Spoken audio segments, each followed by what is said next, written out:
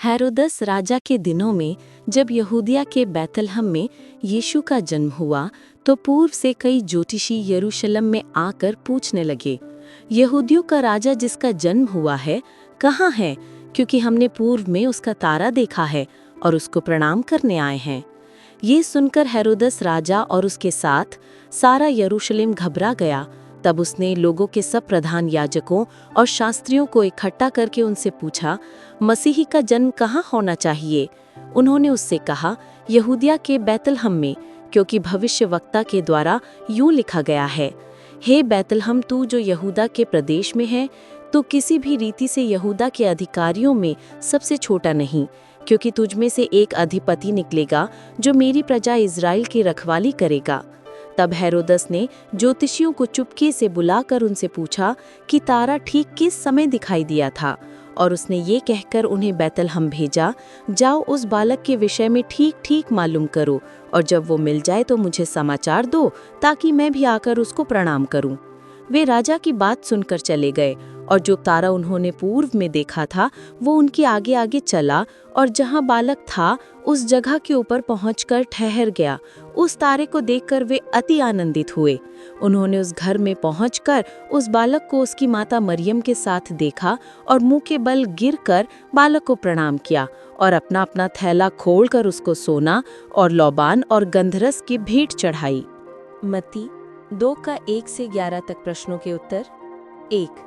ज्योतिषी कहाँ से आए थे? वे पूर्व देश से आए थे, यानी पूर्व से। मत्ती 2:1 पूर्व से ज्योतिषी यरूशलेम में आए। 2. ज्योतिषी राजा हेरोदे के पास क्यों गए?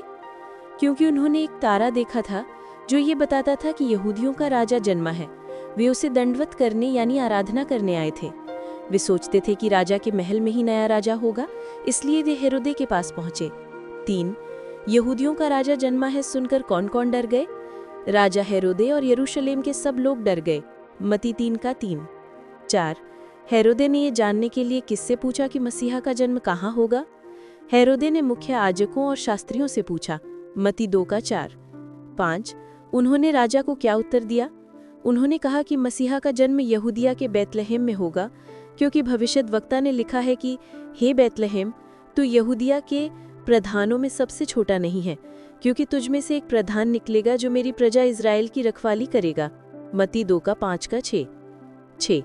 राजा ने ज्योतिषियों से क्या कहा? उसने उनसे गुप्त रूप से तारे का समय पूछा और उन्हें बैतलहम भेजकर कहा, जाकर उस बालक के विषय में ठीक ठीक खोज करो, और जब वो मिले तो मुझे समाचार देना, ताकि मैं भी आकर उसे प्रणाम करूं। मत्ती 2:7-8। 9. ज्योतिषी क्यों आनंदित हुए? जब उन्होंने वो तारा फिर देखा जो उन्हें मार्ग दिखा रहा था, तो वे अति ही आनंदित हुए। मत्ती 2:10। 10. वे यीशु के लिए क्या उपहार लाए? उन्होंने सोना, लुबान और गंधरस भेंट किए। मत्ती 2:11। 11. ज्योतिषी वापस कहाँ गए और कौन रास्ता दिखाया? स्वप्न में उन्हें ईश्वर की ओर से चेतावनी मिली कि वे हेरोदे के पास न जाएं, इसलिए वे दूसरे मार्ग से अपने देश लौट गए। मत्ती 2:12। सीख: परमेश्वर हर राष्ट्र के लोगों को बुलाता है। ज्योतिषी इजरायली नहीं थे, फिर भी उन्होंने मसीह को पहचान लिया। 2. सच्ची आराधना दूर से आने वाले हृदयों से होती है, न कि नजदीक रहने वालों की उदासीनता से।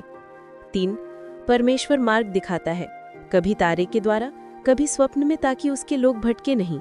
4. उपहारों का अर्थ: सोना, यीशु राजा है। लोबान, वे परमेश्वर हैं, आराधना योग्य। गंधरस, वे मनुष्य के रूप में दुख उठाएंगे और मरेंगे। 5. हेरोदे का भय आत्मिक अंधकार का प्रतीक है, जो अपनी सत्ता के डर से सत्य से घबरा जाता है। मनन: क्या मैं यीशु को खोजने में ज्योतिषियों जैसी उत्सुकता और समर्पण रखता हूँ?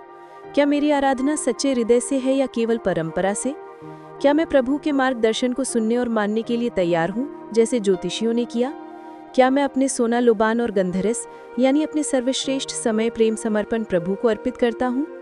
अगर ये मनन आपके दिल को छू गया हो तो इसे दूसरों तक भी पहुंचाइए और वीडियो को लाइक कीजिए। और हर दिन का वचन सुनने और मनन करने के लिए सितारा परिवार चैनल को सब्सक्राइब करना मत भूलिए।